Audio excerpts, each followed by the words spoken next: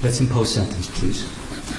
Donald Trump, you're before the court for sentence following your conviction by trial to 34 counts of falsifying business records in the first degree.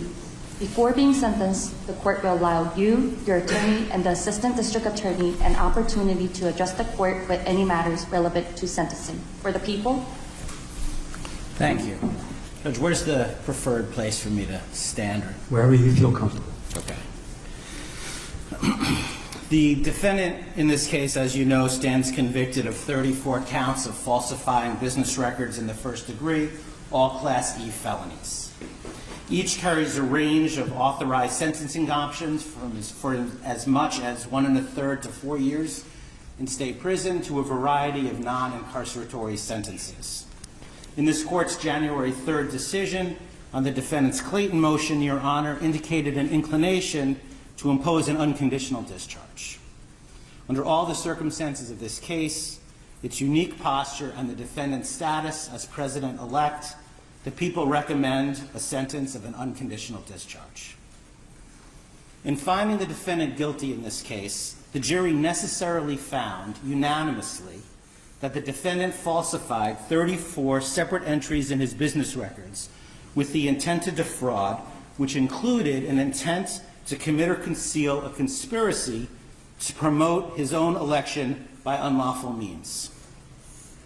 Having presided over the trial, Your Honor is very familiar with the conduct, its seriousness, and the overwhelming evidence to support the jury's verdict. I'm certainly not going to rehash that now. In last week's decision on January 3rd, this court referred to the gravamen of the defendant's conduct, his criminal conduct in this case, as constituting, quote, premeditated and continuous deception. The verdict was delivered by a jury that was carefully chosen using an extensive questionnaire based on suggestions from both parties and after thorough questioning of the prospective jurors by both sides. The verdict in this case was unanimous and decisive, and it must be respected. As this court has observed, quote, the sanctity of a jury verdict and the deference that must be accorded to it is a bedrock principle in our nation's jurisprudence. The defendant's conduct before, during, and after this trial also merits consideration. Instead of preserving, protecting, and defending our constitutionally established system of criminal justice, the defendant, the once and future President of the United States, has engaged in a coordinated campaign to undermine its legitimacy. Far from expressing any kind of remorse for his criminal conduct, the defendant has purposefully bred disdain for our judicial institutions and the rule of law. And he's done this to serve his own ends and to encourage others to reject the jury verdict that he finds so distasteful. He has characterized these proceedings as corrupt, rigged, a witch hunt, or a sham too many times to tabulate. The defendant's rhetoric has only ratcheted up since this court's rulings on his motions to dismiss. He has been unrelenting in his unsubstantiated attacks upon this court and its family, individual prosecutors and their families, the witnesses, the grand jury, the trial jury, and the justice system as a whole. The defendant has not only been held in contempt by other jurists in other matters, but this court alone found the defendant in contempt for 10 distinct violations of the order restricting extrajudicial speech. In his legal filings, the defendant has used dangerous rhetoric in leveling accusations of intentionally unlawful and unconstitutional conduct on the part of this court and the prosecution.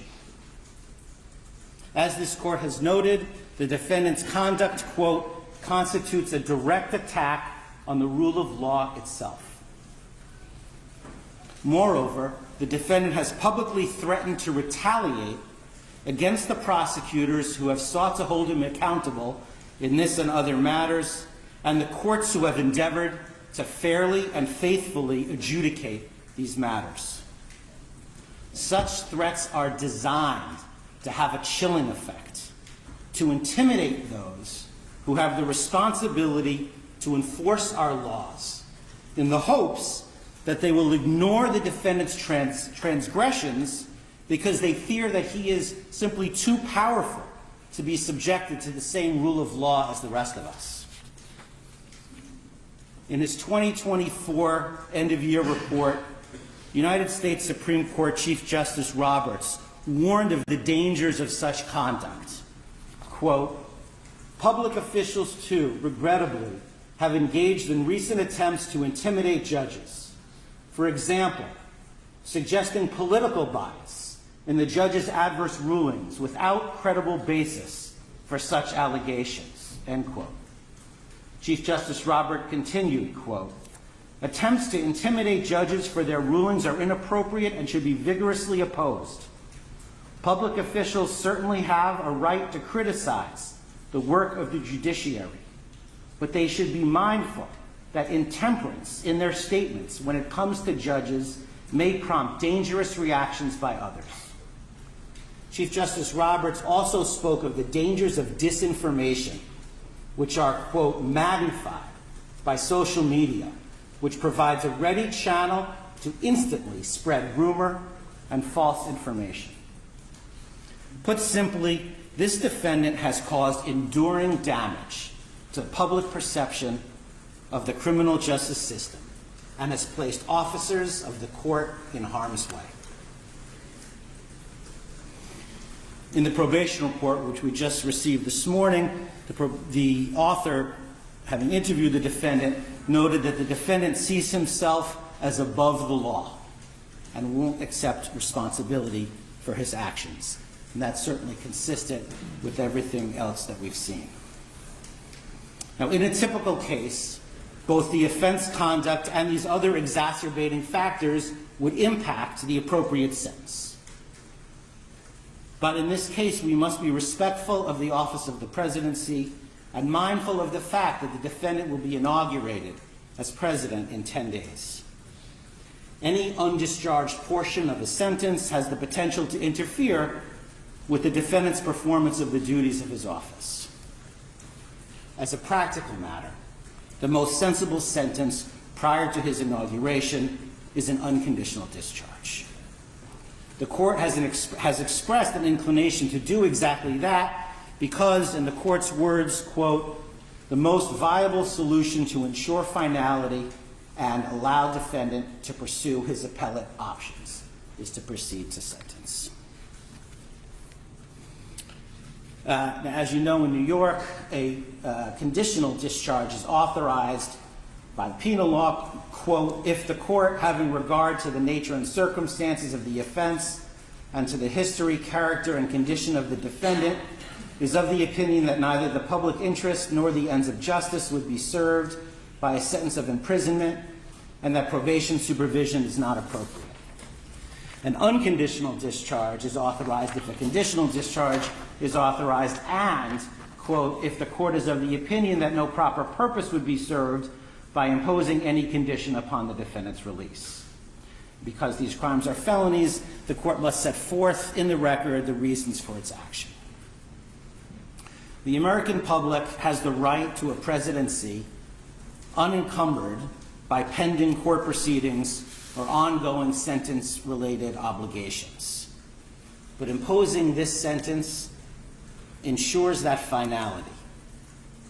Sentencing the defendant permits this court to enter judgment, to cement the defendant's status as a convicted felon while he pursues whatever appeals he intends to pursue.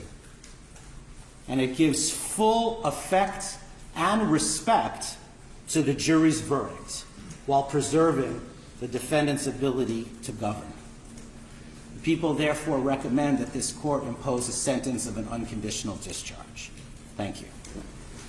Thank you. Counsel. Thank you, Your Honor. I very much disagree with much of what the government just said about this case, about the legitimacy of what happened in this courtroom during the trial, and about President Trump's conduct fighting this case from before it was indicted, to while it was indicted, through the jury's verdict, and even to this day. What the government just said presupposes something that we disagree with very much, which was that this was an appropriate case to be brought. It was not. This case, without a doubt, knowing everything we know about the timing of the investigation, the fact that multiple prosecutors looked at the fact of this case, including prosecutors within the district attorney's office in New York County, and made a decision not to bring charges. As the court knows, shortly after President Trump announced his intention to run for re-election, this case was started for what amounted to a third time, which brings us ultimately to where we are today. A lot of what the government just said presupposes that this case is legally appropriate and that the charges that were brought by the people were consistent with the laws of New York. Again, we very much disagree with that, and as everybody has been noted, because it's true, we certainly intend on appealing that. And it's not, by the way, just counsel and President Trump that feels that way. There's many, many, many legal experts that share the same views that I just said, which is that legally this case should not have been brought, both based on the facts that were established at trial and also on the legal basis for which they were brought. But it's also not just the legal experts, not just counsel, and not just President Trump, but the majority of the American people also agree that this case should not have been brought. I mean, the interesting thing about the fact that there was a trial for the first time in our history, a criminal trial during an election season, is that the American voters got a chance to see and decide for themselves whether this is the kind of case that should have been brought.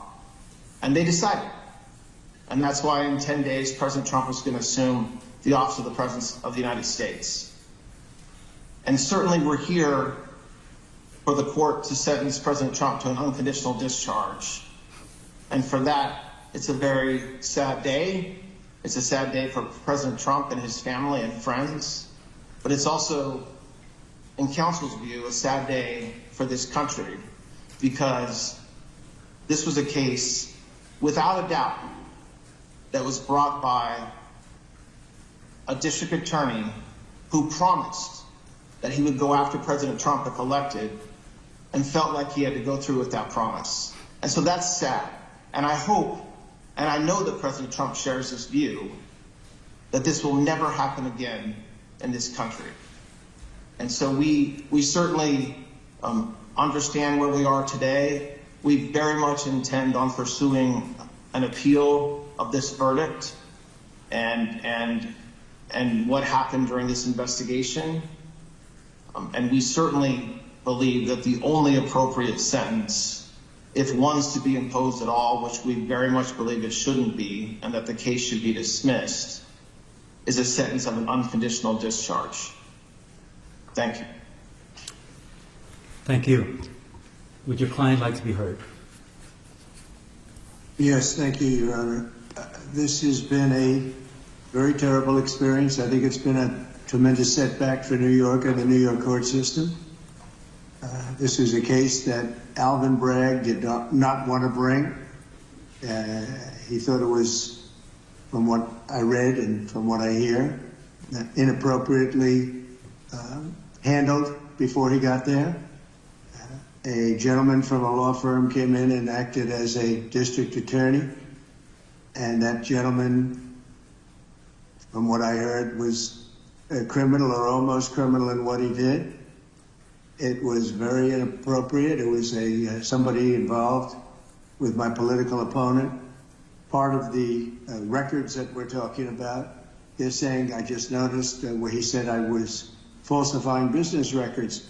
Well, the falsification of business records, as they say, it was calling a legal expense in the books where everybody could see them, a legal expense. In other words, that legal fees or legal expense were put down as legal expense by accountants.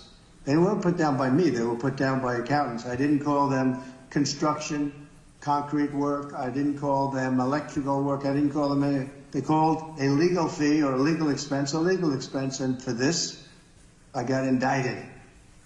It's incredible, actually.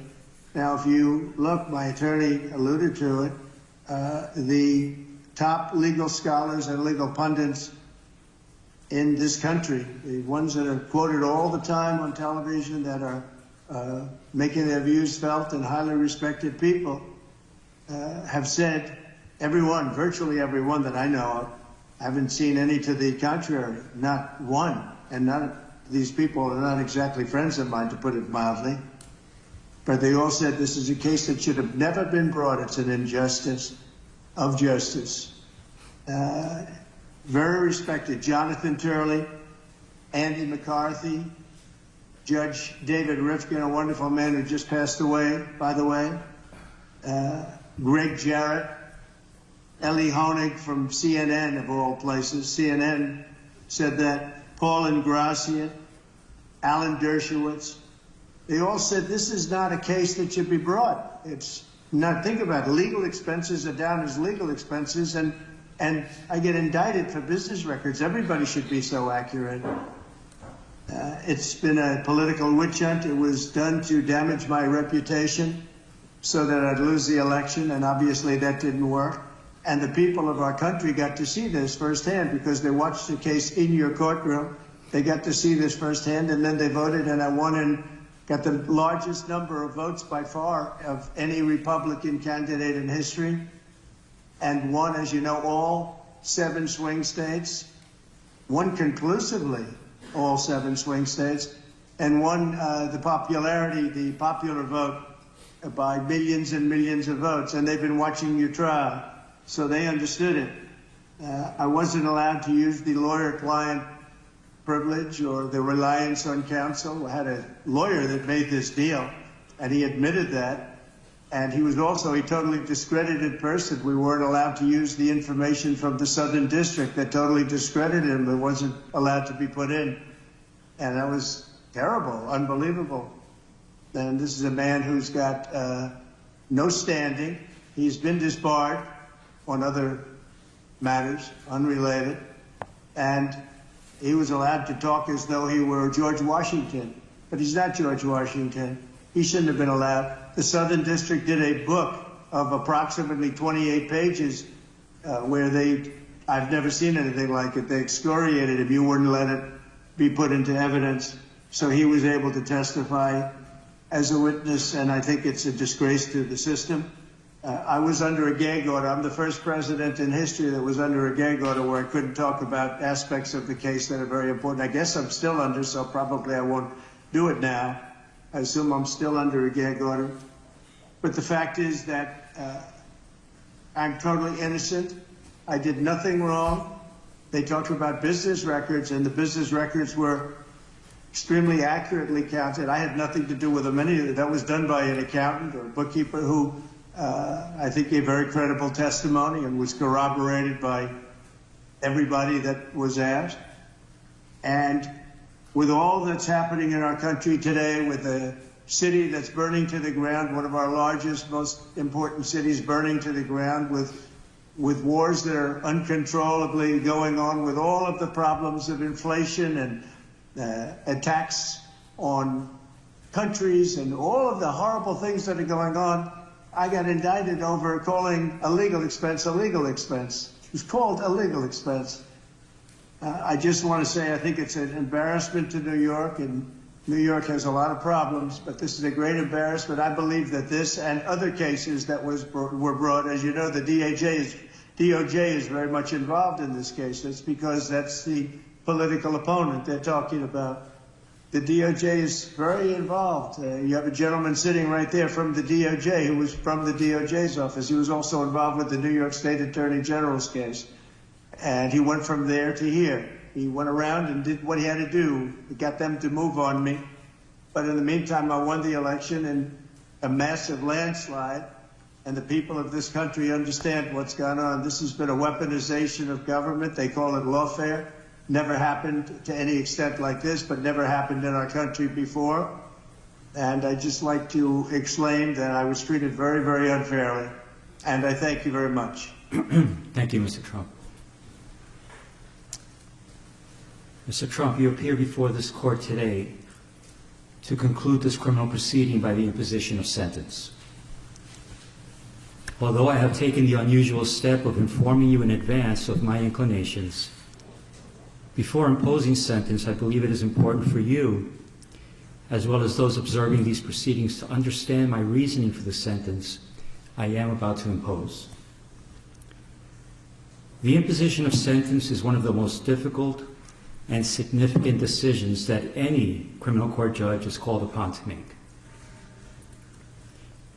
Our legislature sets the parameters for an authorized sentence, but it is a judge that must decide what constitutes a just conclusion to a verdict of guilty.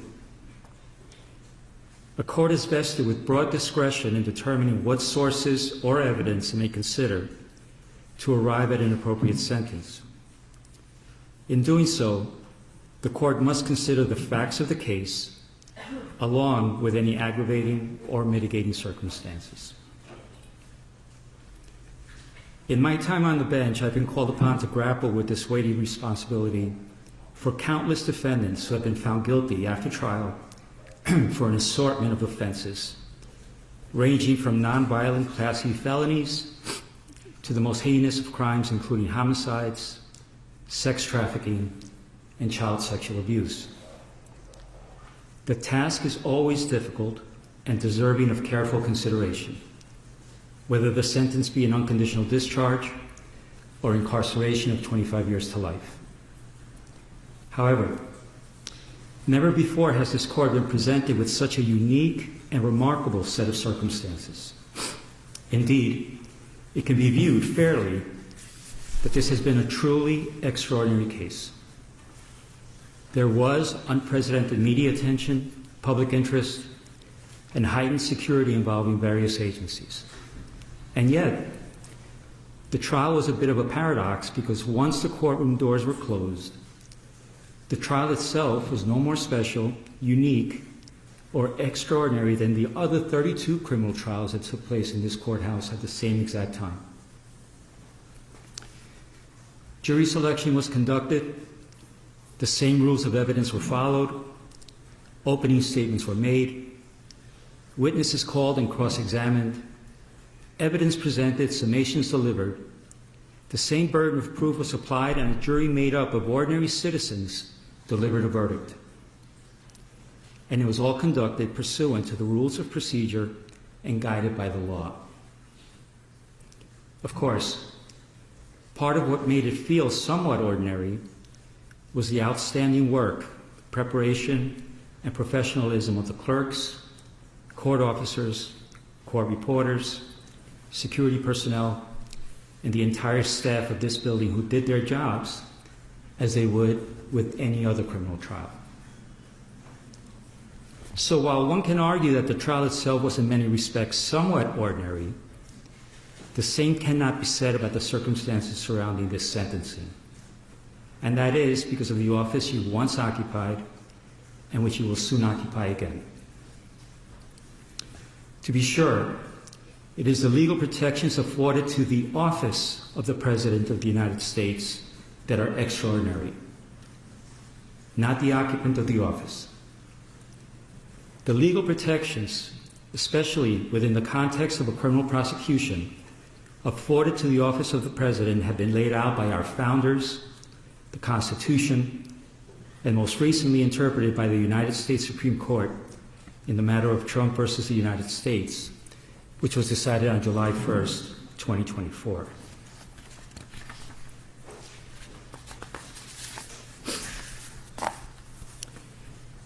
As with every other defendant in your position, it is my obligation to consider any and all aggravating and mitigating factors to inform my decision.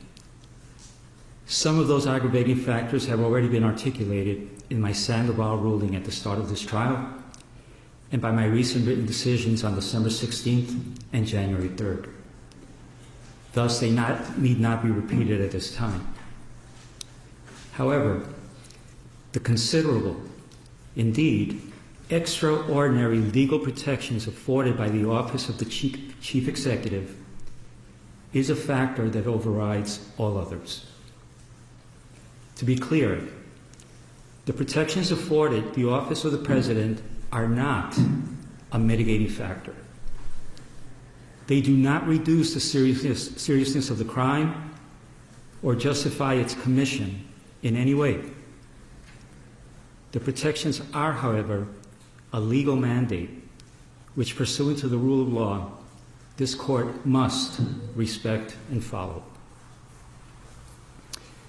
However, despite the extraordinary breadth of those protections, one power they do not provide is the power to erase a jury verdict.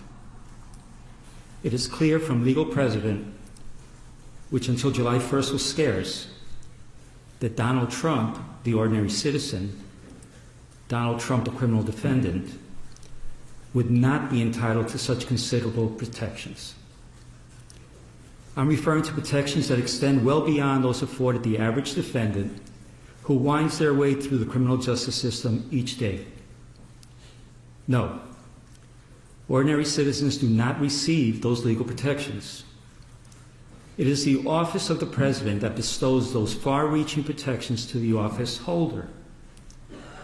And it was the citizenry of this nation that recently decided that you should once again receive the benefits of those protections, which include, among other things, the Supremacy Clause and presidential immunity. It is through that lens and that reality that this court must determine a lawful sentence. After careful analysis, in obedience to governing mandates, and pursuant to the rule of law, this court has determined that the only lawful sentence that permits entry of a judgment of conviction without encroaching upon the highest office in the land is an unconditional discharge, which the New York State Legislature has determined is a lawful and permissible sentence for the crime of falsifying business records in the first degree. Therefore, at this time, I impose that sentence to cover all 34 counts. Sir, I wish you Godspeed as you assume your second term in office. Thank you.